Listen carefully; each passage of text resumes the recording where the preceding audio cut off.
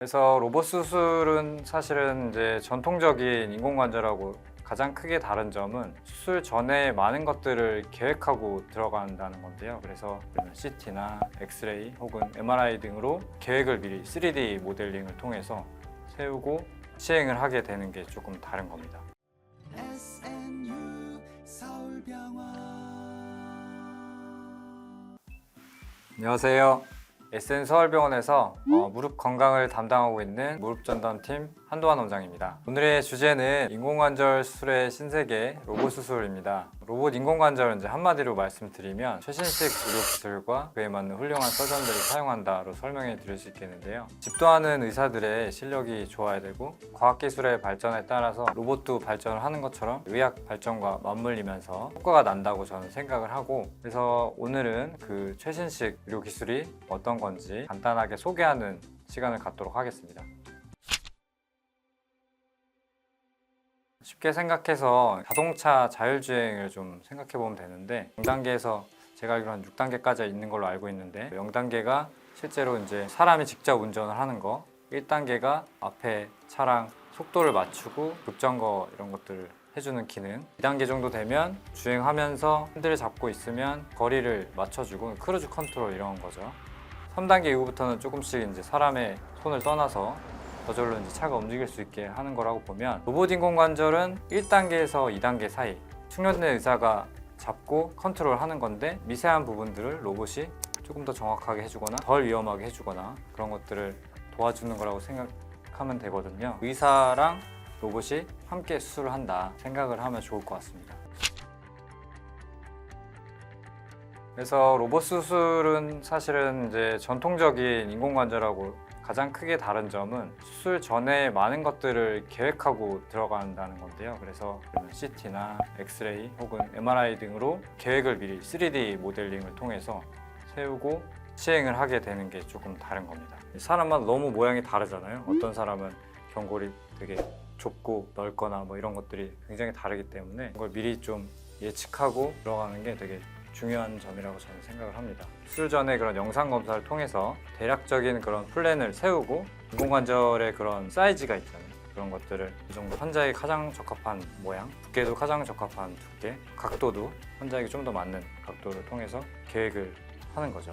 실제 로봇 수술을 하면 뼈 모양을 이렇게 등록하는 단계가 있잖아요. 그게 참 저는 유용하다고 생각을 하고, 뼈를 절삭하는 단계인데 결국에는 이게 로봇 인공관절의 가장 중요한 점이고, 로봇 암이라고 해서 로봇 팔이 달려 있어요. 그거를 통해서 뼈를 잘라내는 거를 도와주게 되는데, 사실은 로봇마다 조금씩 다릅니다. 어떤 로봇은 이제 그걸 뼈를 잘라내는 의료용 톱 같은 게 달려있는 경우가 있고, 톱은 사람이 사용을 하지만 톱이 지나갈 수 있는 길, 그러니까 커팅 가이드라고 하는데, 그게 이제 로봇 팔에 달려있는 경우, 뼈를 정확하게 잘라주는 거를 로봇이 꽤 많이 도와준다. 절삭하는 과정에서 뒤쪽이나 뭐 중요한 구조물, 신경, 혈관, 인대들이 보호될 수 있도록 가이드를 마련해 준다는 게 큰 차이인 것 같습니다. 로봇 암을 빌려서 이제 수술을 하는 건데, 이게 정말 안전할까? 뭐 이런 생각을 하시는 분도 있고, 자꾸 자율주행 예를 드는데 그게 막 사고도 나잖아요. 그러면 어떻게 되나, 이런 것들을 좀 염려하시는 분들이 많은데, 신경과 혈관을 어느 정도 보호하는 그런 도구를 사용을 하고, 그 안에서만 이제 로봇 암의 도움을 받아서 가장 오차를 줄이는 뼈의 절삭을 도움을 받는 거니까 안심하시고 수술을 받아도 좋을 것 같습니다. 중요한 거는 숙련된 의사가 해야 된다.